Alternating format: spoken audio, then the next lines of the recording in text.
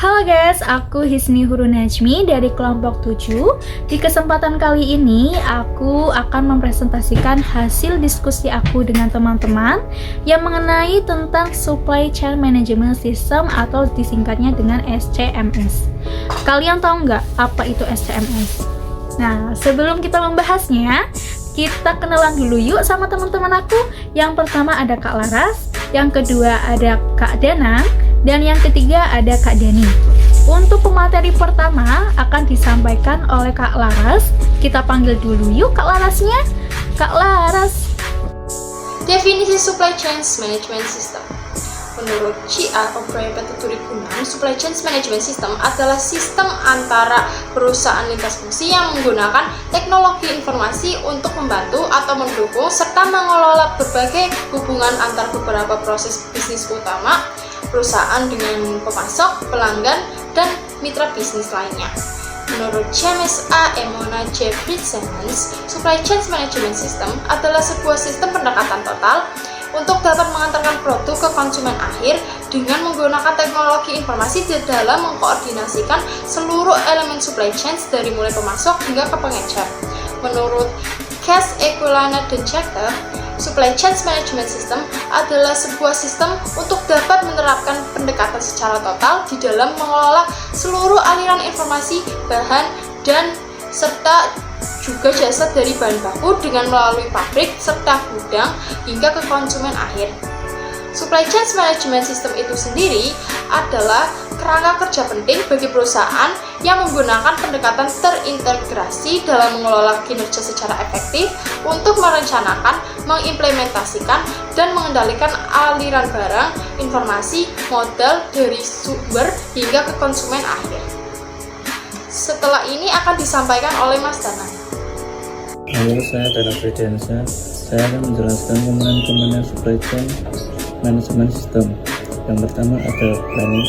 Planning atau perencanaan adalah pengembangan sebuah strategi untuk mengatur seluruh sumber alam yang dibutuhkan untuk memuaskan kebutuhan customer akan produk dan service. Yang kedua ada sourcing, adalah proses memilih supplier yang akan mengirim barang dan jasa yang dibutuhkan untuk menciptakan produk atau service kita. Yang ketiga ada manufacturing. Manufacturing termasuk di dalamnya jadwal yang memungkinkan untuk kegiatan produksi, tes produk, pengemasan, dan persiapan untuk pengiriman. Proses manufacturing meliputi produksi, testing, packing atau pengemasan, persiapan untuk pengiriman, tingkat kualitas hasil produk, dan tenaga produktif. Yang keempat ada delivery. Delivery atau pengiriman kadang-kadang disebut juga logistik, dan ini adalah sebuah proses bisnis yang melibatkan penggerakan fisik dari barang yang berada di jalur supply chain. Pengiriman logistik, proses bisnis yang melibatkan penggerakan barang, seringkali muncul pengiriman barang mentah dan produk jadi. Penyediaan jasa logistik mungkin menyediakan beberapa servis tambahan. Yang kelima ada return. Pengembalian walaupun merupakan sebuah bagian itu dari beberapa supply chain. Pengembalian seperti botol bir yang dapat digunakan kembali dapat menjadi problem dari supply chain. Selanjutnya ada manfaat Supply Chain Management System. Yang pertama, konsumen atau pengguna produk merupakan target utama dari aktivitas proses produksi setiap produk yang dihasilkan perusahaan. Yang kedua, meningkatkan pendapatan. Semakin banyak konsumen yang setia dan menjadi mitra perusahaan, berarti akan turut pula meningkatkan pendapatan.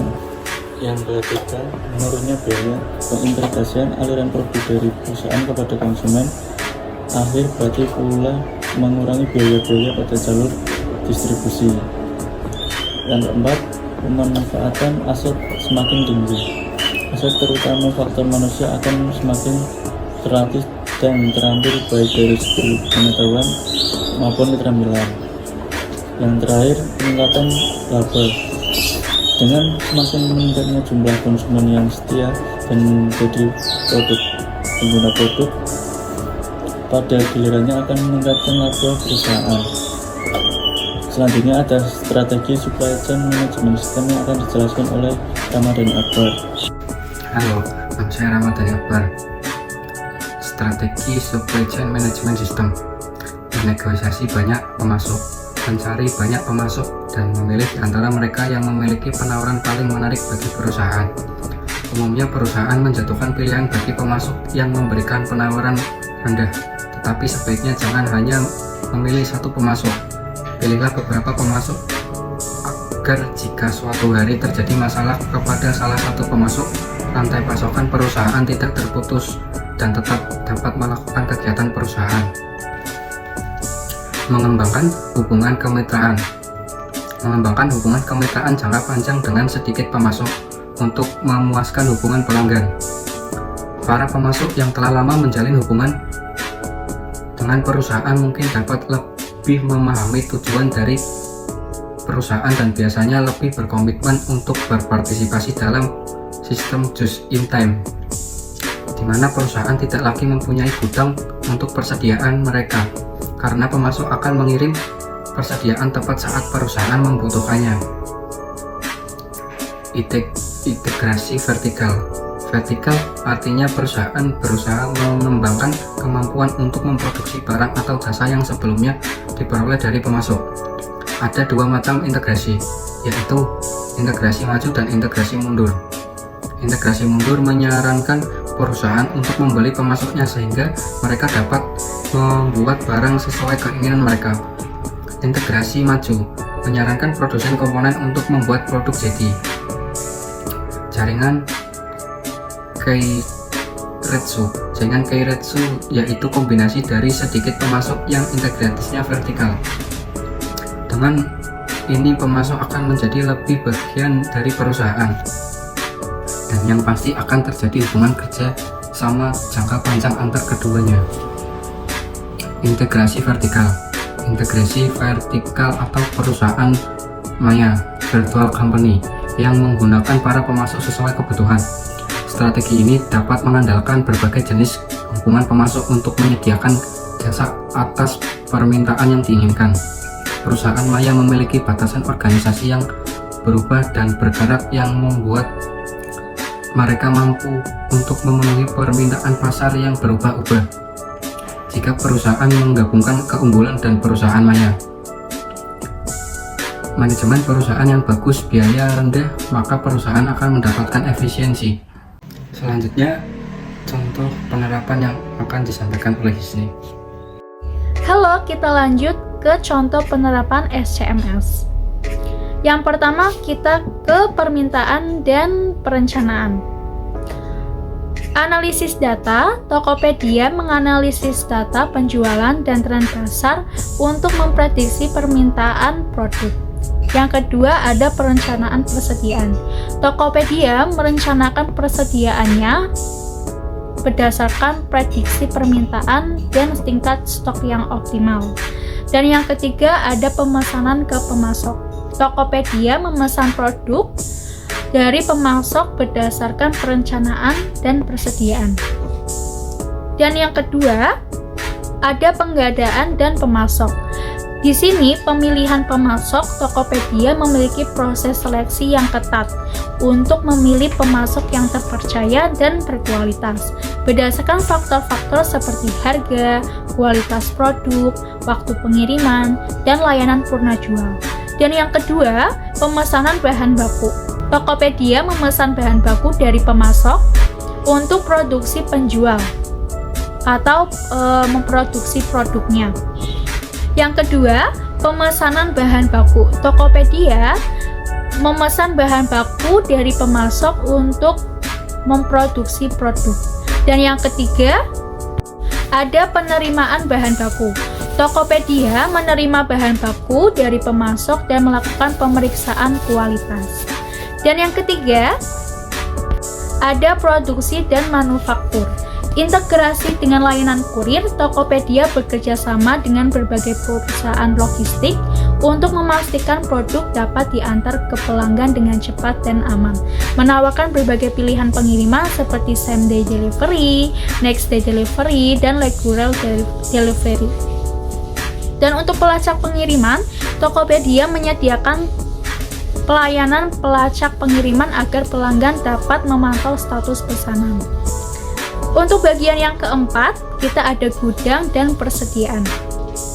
Integrasi dengan layanan kurir, Tokopedia bekerjasama dengan berbagai perusahaan logistik untuk memastikan produk dapat diantar ke pelanggan dengan cepat dan aman.